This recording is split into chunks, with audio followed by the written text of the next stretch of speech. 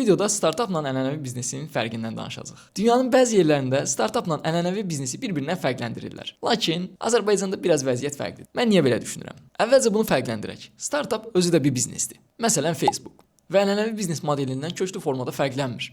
Ənənəvi biznesdə də məqsəd pul qazanmaqdır, Facebookun da məqsədi pul qazanmaqdır. Lakin o dünyanın bəzi ölkələri, əsasən startap ekosisteminin olduğu ölkələrdə müəyyən startap mədəniyyəti formalaşıb. Və bu mədəniyyət o ölkələr üçün startapı ənənəvi biznesdən fərqləndirən əsas faktordur. Bu mədəniyyətə nə aiddir? Misal üçün startap komandalarının ruhu, gəlir modelinin və gəlirin bölüşümünün fərqli formada olması, maliyyə alətlərinə əl çatanlıq, bura investorların nümunə göstərmək olar. Azərbaycanda isə reallıq biraz fərqlidir. Azərbaycanda bu ekosistem demək olar ki, yoxdur. Və nəticə olaraq biznes quran biri də startap qururam deməli olur. Startap quran biri də yenə biznes qururam deməli olur. Çünki startap ekosistemi mövcud deyil. Əlbəttə ki, bəzi dar qruplarda bu terminlər fərqləndirilir, bu söhbətlər gedir. Onlar üçün bəli, startap biznesdən fərqlənə bilər.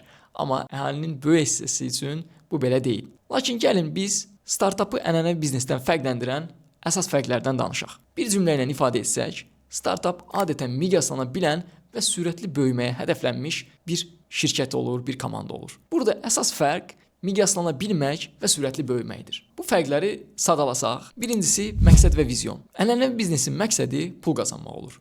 Startapın məqsədi isə sürətli böyümək və sürətlə daha geniş müştəri kütləsinə çatmaq olur.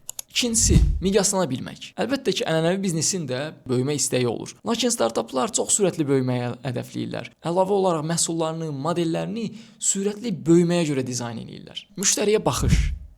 Ənənəvi biznesdə müştəri alıcıdır, pulu gətirəndir. Amma startaplar üçün bu biraz fərqli olur. Startaplar üçün müştəri onların öyrənmə mənbələridir. Təbii ki, uzun müddətdə onlar da pul qazanmağı hədəfləyirlər.